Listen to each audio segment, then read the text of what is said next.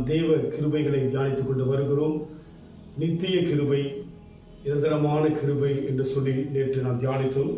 இந்த வேளையிலும் கூட யோவான் எழுதின சுவிசேஷம் 1ஆம் அதிகாரம் 14ஆம் வசனம், அந்த வார்த்தை மாம்சமாகி கிருபையினாலும் சத்தியத்தினாலும் நிறைந்தவராய் நமக்குள்ளே வாசம் பண்ணினார். அவருடைய மகிமையை கண்டோம். அது பிதாவுக்கு ஒரே பேரனுடைய மகிமைக்கு ஏற்ற மகிமையாக இருந்தது என்று சொல்லி பார்க்கிறோம்.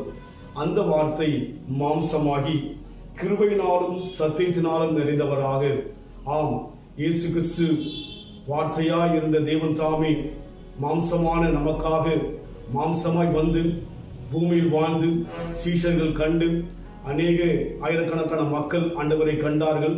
அதற்கு பின்னால் அவர் மரித்து உயிர்த்து இன்றைக்கு நமக்குள்ளாக வாசமாயிருக்கிறார்.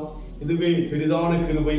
அந்த வார்த்தை இன்றைக்கு நமக்குள் வாசமாயிருக்கின்றது.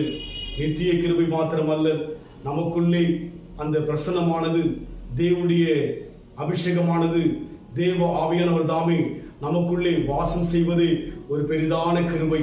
இந்த உலகத்தில் இந்த அனுபவம் அதிகமான மக்களுக்கு இல்லாதபடிக்கு தெய்வத்தை தேடி அங்கும் இங்கும் கடந்து போவதை பார்க்க முடிகிறது. ஆனால் தேவனோ நமக்குள்ளே வாசம் செய்கிறார். அது தேவனுடைய கிருபை. அந்த மகிமையான தேவன், நாம் பார்க்க முடியாத தேவன் நமக்குள் இருப்பதை யோசிக்கும் போது இந்த உலகத்தில் நாம் யாவரும் கிருபை பெற்ற மக்கள். அன்றைக்கு மரியாதை பார்த்து தேவதூதர்கள் சொன்ன வண்ணமாக கிருபை பெற்றவர்களே வாழ்க என்று சொல்லி, அதுபோல் நமக்குள்ளே தேவன் வாசமாய் இருப்பதினாலே நாம் கிருபை பெற்றிருக்கிறோம். அதை நினைத்து தேவனை நாம் வாழ்க்கையிலே மகிமைப்படுத்த நம்ம ஒப்புக் கொடுப்போம். செவிகளை நீர் திறந்து விட்டீர், செய்வோம் சித்தம். செவிகளை நீர் திறந்து விட்டீர், செய்வோம் சித்தம்.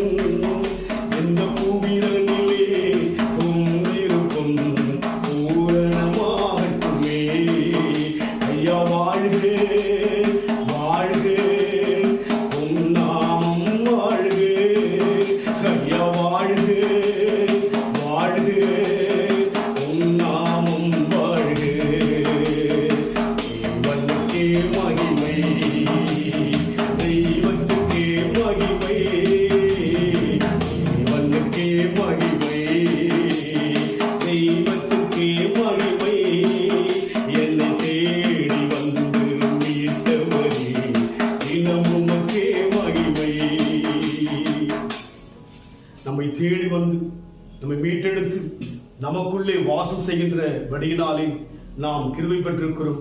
அன்பின் ஆண்டவரே, எங்களுக்குள்ளே கிருபையாக வாசம் செய்வதற்காக, எங்களுக்குள்ளே தங்கி தாபரிப்பதற்காக நன்றி செலுத்துகிறோம்.